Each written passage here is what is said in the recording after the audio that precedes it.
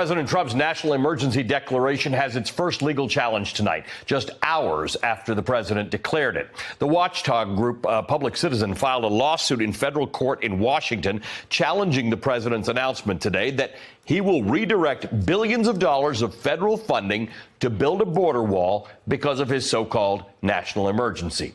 Democrats in Congress are also making plans to fight the president's declaration, and our first guest tonight is a member of the Judiciary Committee, which is now planning an investigation of the emergency declaration. Even Donald Trump is having a hard time pretending that this is an actual emergency. For one thing, he flew to Mar-a-Lago right after declaring the national emergency. And look at how he started his big speech, issuing the national emergency declaration. Notice what he doesn't mention. Before we begin, I'd like to just say that we have a large team of very talented people in China. We've had a negotiation going on for about 2 days. It's going extremely well. Who knows what that means? You know all of the situation with respect to Brexit. We have a very good trading relationship with UK. We have a lot of great announcements having to do with Syria. We're working on a summit, and you know all about the summit. It'll be in Vietnam, Hanoi. We've been working very closely with South Korea, with Japan. But China, Russia on the border have really been at least partially living up to what they're supposed to be doing. If there is a real emergency at the southern border, you'd think Trump might have started his announcement by actually talking about it. Instead, the first border he mentioned was the one in North Korea. When he finally talked about the U.S. border, he announced his national emergency and made this strange prediction. We will have a national emergency, and we will then be sued, and they will sue us in the Ninth Circuit, even though it shouldn't be there, and we will possibly get a bad ruling, and then we'll get another bad ruling, and then we'll end up in the Supreme Court, and hopefully we'll get a fair shake, and we'll win in the Supreme Court. Today, the ACLU and the state of California said they also plan to challenge the president in court. If the president is hoping to win those court battles, his administration will probably need a better explanation for ignoring Congress to build the wall than the one that he gave to NBC's Peter Alexander. In the past, when President Obama tried to use executive action as it related to immigration, you said the whole concept of executive order, it's not the way the country's supposed to be run. You said you're supposed to go through Congress and make a deal. Will you concede that you were unable to make the deal that you had promised in the past, and that the deal you're ending up with now from Congress is less than what you could have had before a 35-day shutdown? I went through Congress. I made a deal, but I want to do it faster.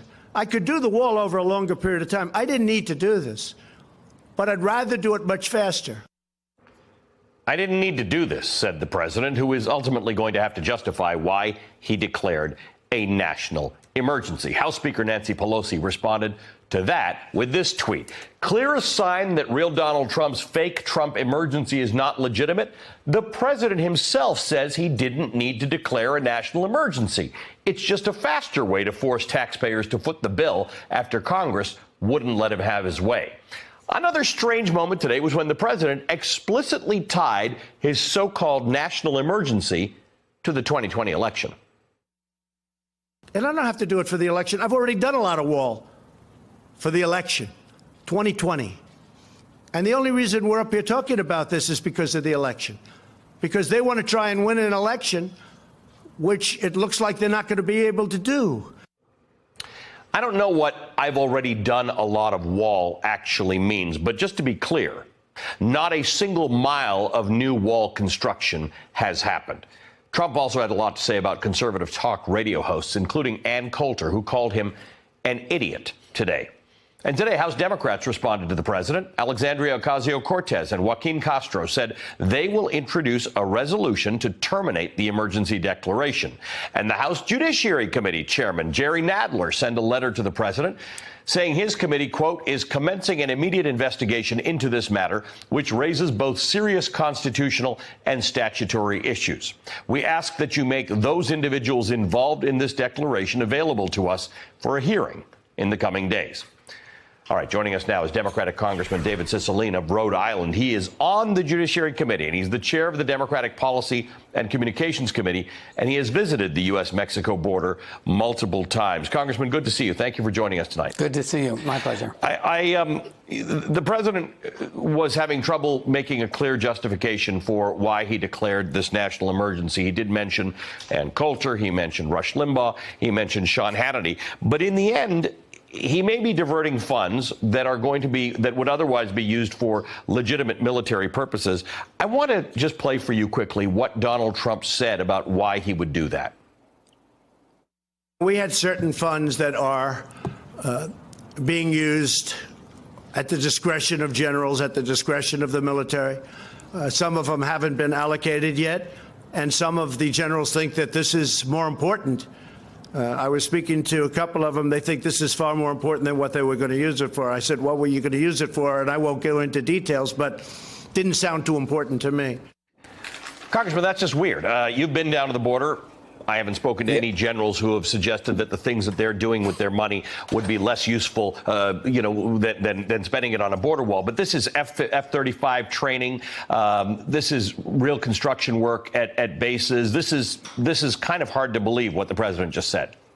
Yeah, I mean, the president is suggesting he's going to take money from critical military construction and counter-narcotics work. I mean, it's kind of ironic when he's claiming he needs to build a wall for both those purposes. But look, there is no emergency at the border. I've been there 2 times in the last year.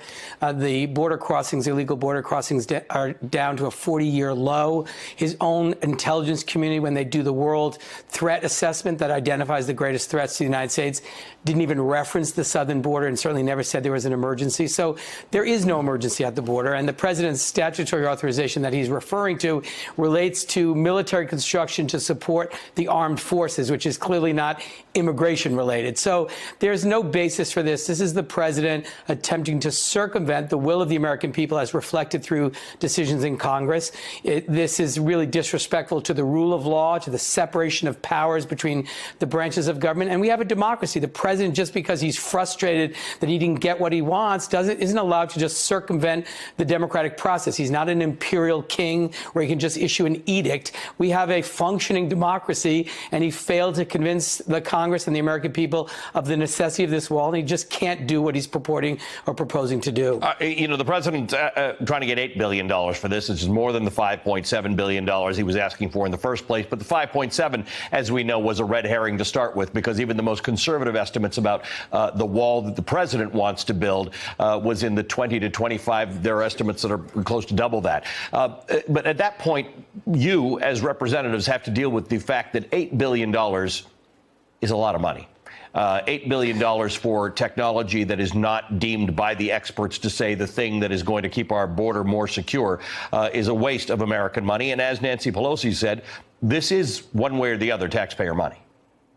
No, absolutely. Look, we have a responsibility to make certain that we secure the border in this country, but we need to do it in a way that actually achieves the objective, using the best technology, doing cargo inspections, using drones, using satellites, additional personnel, the things that the experts say will actually work, rather than this sort of monument to the Trump campaign promise that I remind your viewers he said that Mexico was going to pay for. It's ineffective. It's wasteful. It will not achieve the objective he claims it will. And that's why a bipartisan group of Congress negotiated a resolution of this issue and passed it overwhelmingly, because we settled on smart, tough, effective border security and not this campaign promise that the president made. Congressman, the chairman of your committee, Jerry Nadler, has sent this letter to the president saying, make people who are involved in this decision available because you're going to investigate. On what basis are you going to investigate? What are you looking for?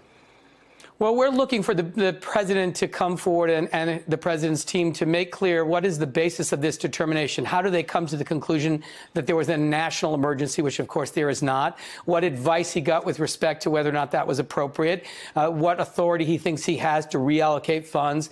We want to understand kind of how the president came to this decision, what influenced his ultimate decision to do this, because what we really believe is this part, as he mentioned in the press conference, this is about a campaign. This is is about keeping this issue alive so that he can claim he's fighting to secure the border and nobody else will do it and no one else wants to get it done but him. And he's going to continue with this narrative. He wants this fight because he thinks it's politically advantageous. But it's dangerous to allow the president of the United States to circumvent the will of Congress, the rule of law in this country, the separation of powers, and just decide that he thinks this is important, this policy disagreement, and he's going to go ahead without congressional authorization, undermines rule of law in this country, undermines our democracy, and the Judiciary Committee is going to have a full investigation of this so that we can let the American people see what's really happened here. Congressman, thank you for joining me tonight. Congressman David Cicilline of Rhode Island. All right, let's bring in our panel. Dara Lind is a senior correspondent for Vox.com covering immigration. Christina Beltran is an associate professor in the Department of Social and Cultural Analysis at New York University, and she's also the author of The Trouble with Unity, Latino Politics and the Creation of Identity. Welcome to both of you. Thank you for being with us. Dara, let me start with you. This was a fact-checker's dream today, the president's rambling, unscripted conversation in which he talked about kind of anything that came into his mind. But the fact is, he kept on going at journalists who were asking him fact-based questions about the truth about immigration, about the people who come across the border, about drugs. The president was creating and crafting and discussing his own reality today. Yes, that's absolutely true. It's also not the first time we've heard this. I mean, so much of what he said today, he said during his primetime speech in January, during the State of the Union. The problem with talking about the border right now is that Donald Trump takes up so much oxygen talking about this kind of fever dream of this lawless environment that talking about the actual difficulties that there are with, unprecedented numbers of children and families coming in, whether Border Patrol is equipped to handle that, serious concerns about the conditions that people are being kept in aren't coming to the fore because it's entirely determined by Donald Trump says there is a crisis and therefore that's all anyone can talk all about. of the energy. You're right. It takes all the oxygen. Everybody who could be working on other things, and I think you can get 100% agreement in this country that there are issues with immigration, but to different people, those are different things.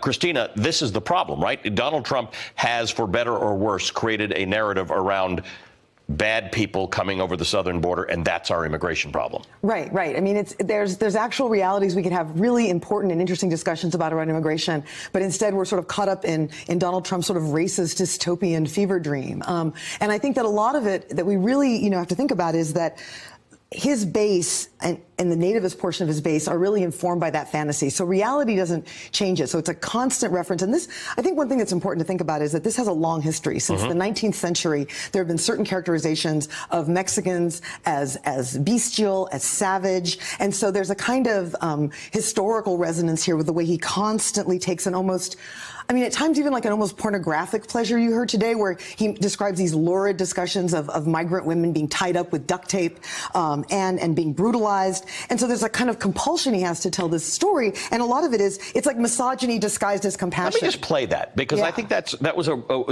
in a weird thing that was even weirder when he started talking about this, because I want to get to the bottom of this one. Donald Trump was describing, as you say, human trafficking today. Let's listen together. They can't see three women with tape in their mouth or three women whose hands are tied. They go through areas where you have no wall. Everybody knows that. Nancy knows it. Chuck knows it. They all know it. The danger here, Christina, is that human trafficking is a really serious problem. Right. Lots of women get brought into this country and are trafficked. Most of them with passports through border crossings. To suggest that that's how we're dealing with the problem of human trafficking is misleading and detrimental to our fight against human trafficking. Yeah, it's actually completely unhelpful in every way. And it also is really tied to this idea of migrant women being brutalized because Mexican men or Latin American men are monsters, right? And so it's a constant exercise in displacement. It's always this story that we have real problems in this country. We have problems with drugs, right? We have real issues with economic inequality. But rather than have conversations conversations about the reality of economic inequality, lower wages, drug use. Instead, we have this conversation in which all of those issues are displaced onto migrants as these sort of savage criminals. And so if we have walls, then those problems will not be here. So that's one problem. And Dara, the other problem is that it's not clear whether this is just a base or just nativist supporters of Donald Trump. Kelly O'Donnell got into a conversation with the president today about whether or not his policy is being determined by right-wing media hosts. Let's listen. Mr. President, could you tell us to what degree some of the outside conservative voices help to shape your views on this national emergency? I would talk about it. Look, Sean Hannity has been a terrific supporter of what I do. Rush Limbaugh, I think he's a great guy. He's a guy who can speak for 3 hours without a phone call. Try doing that sometime. They be deciding policy, sir. They don't decide policy. Ann Coulter, I don't know her. I hardly know her. I haven't spoken to her in way over a year. But the press loves saying Ann Coulter. I like her. But she's off the reservation. But anybody that knows her understands that. Tara, I mean, that was just weird. The president was asked about influences, and he named the three people who most observers think he is building his immigration policy for.